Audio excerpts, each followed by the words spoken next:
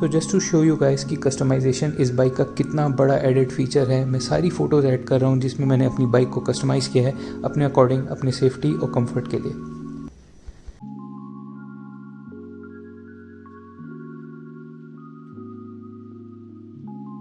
Hi guys, welcome to the new moto vlog. I'm Anurag. I hope you're doing well. And today I'm going to discuss why I bought the Interceptor 650 when I had so much in option, starting from the Bajaj Dominar to KTM 390 Adventure. And I'll also discuss why this is the best Enfield produced ever and the best bike in the segment. So let's get started. 650cc का twin parallel engine, वो भी 3.2 lakh rupees में, इससे ज़्यादा आपको क्या चाहिए। And in case you are wondering कि आपके पास GT 650 का भी ऑप्शन है, बट उसमें एक इशू है कंफर्ट का, उसकी राइडिंग पोजीशन बहुत अग्रेसिव है। सो इन केस आपको वो शूट करे तो आप उसको भी ऑप्ट कर सकते हैं instead of interceptor.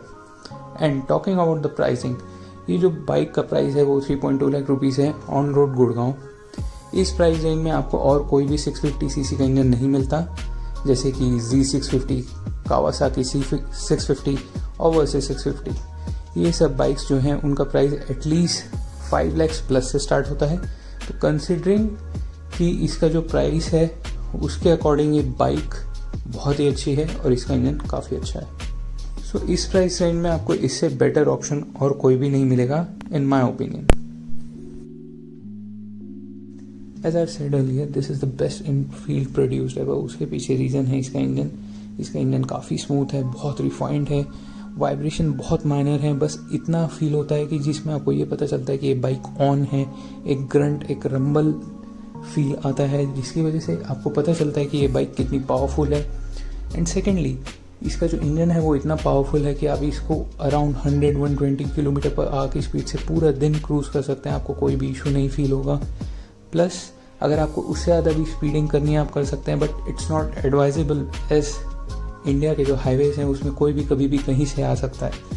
But the engine is very well refined and it's very powerful और बहुत टॉकी है, आपको बहुत कॉन्फिडेंस आता है हाईवेज में या कहीं भी सिटी में भी ओवरटेक करने में, and it's really good.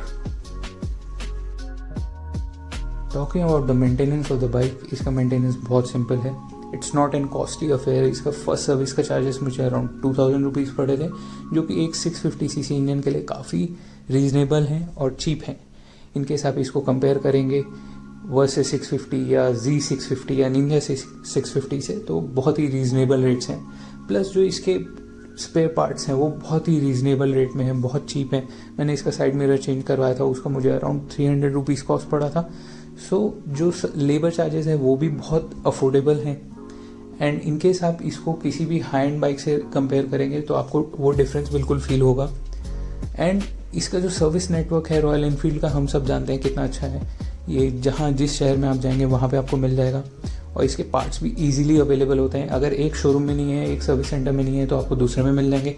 And जो इसके आफ्टर मार्केट पार्ट्स भी हैं, जैसे कि इसके जो बार एंड मिरर्स हैं वो मैंने 550 रुपीज़ के लिए हैं, विंडशील्ड जो है वो 2000 रुपीज़ की है, हैंडल बार के तो काफ़ी सारे ऑप्शन हैं, सीट्स के काफ़ी सारे ऑप्शन हैं, प्लस जो एसेसरीज आती हैं उनके भी काफ़ी सारे ऑप्शन हैं।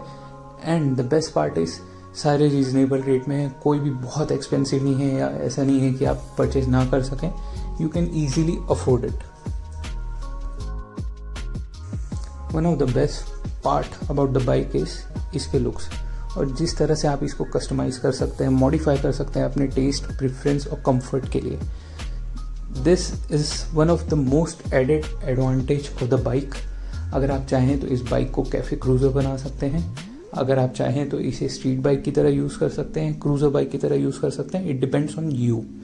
सो मैंने इस बाइक में काफ़ी सारे चेंजेस किए हैं, सीट चेंज की है, हैंडल बार चेंज किया है, राइज़ा लगाया है, जो कि अगर मैं किसी स्पोर्ट्स बाइक में बिल्कुल भी नहीं कर पाता। इनकेस आप एक्सपेक्ट करें कि आप RR 310 को या Z650 को या निंजा 650 को मॉडिफाई कर सके, तो उसमें ज़्यादा ऑप्शंस नहीं है, एक लिमिटेशन होती है। आप उसमें रैप करा सकते हैं, एग्जॉस्ट चेंज कर सकते हैं या बार एंड मिरर्स लगा सकते हैं, ज़्यादा से ज़्यादा हो सकता है आप थोड़ी बहुत सीट मॉडिफाई कर लें। बट उसी की जगह आप इंटरसेप्टर को देखिए तो आप इसके लुक्स काफ़ी चेंज कर सकते हैं, इसमें बहुत वैरायटी है, बहुत ऑप्शंस है। So this is one of the best feature. और इसके जो लुक्स हैं वो from a college going guy to an middle age man सब पे सूट करता है। तो ऐसा भी नहीं है कि अगर आप ये बाइक अपने लिए परचेस कर सकते हैं तो ये आपके फादर नहीं चला सकते, इट विल लुक ऑड। ये इस बाइक के साथ इशू नहीं है। And this is one of the best part about the bike, you can customise it as much as you want. And I will also share some pictures कि मैंने अपनी bike को किस किस तरह से अलग अलग वे से कस्टमाइज़ किया था। वो मैं पिक्चर्स आखिरी में क्लिप ऐड कर दूंगा ताकि आपको पता चले कि इसमें बहुत मल्टीपल ऑप्शंस हैं। आप अपनी बाइक को बहुत अलग अलग तरह से कस्टमाइज़ कर सकते हैं as per the need and comfort and your taste. So thank you so much for watching, guys. Have a nice day. Bye-bye. I'll share the pictures after this clip. So basically ये उस sequence में है photos जिसमें मैंने purchase की थी जिस दिन बाइक, उस दिन से अभी तक मैंने क्या क्या मॉडिफिकेशन किए हैं मैंने सारे इंक्लूड किए हैं, और सारे के सारे इन फ़ोटोज़ में आप धीरे धीरे देखते जाएंगे कि कैसे कैसे मॉडिफाई किया था, कैसे कैसे चेंजेस किए थे, and how is the final product, अब ये कैसी दिख रही है।